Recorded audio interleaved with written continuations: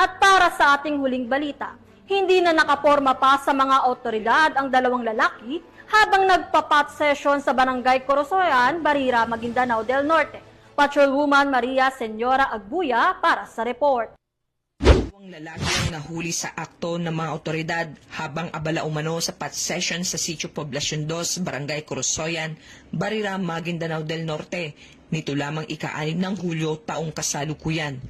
Sa ulat ng Barira Municipal Police Station, nakatanggap sila ng tawag mula sa isang Barangay Intelligence Network member na may nagaganap umanong illegal na aktibidad kaugnay sa droga sa nasabing lugar.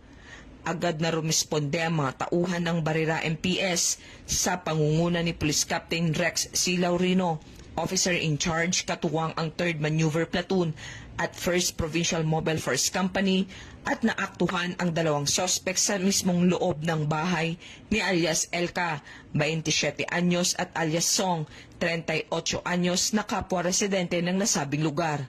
Nakumpiska sa operasyon ang 5 heat-sealed plastic sachet na may lamang hinihinalang shabu at tinatayang 1 gramo at nagkakahalaga ng 6,800, isang glass tutor at 2 lighter. Ang mga nakumpiskang ebidensya ay dinala sa Barira MPS para sa dokumentasyon, inventaryo at disposisyon at habang mahaharap sa kasong paglabag sa Republic Act 9165 o Comprehensive Dangerous Drugs Act of 2002.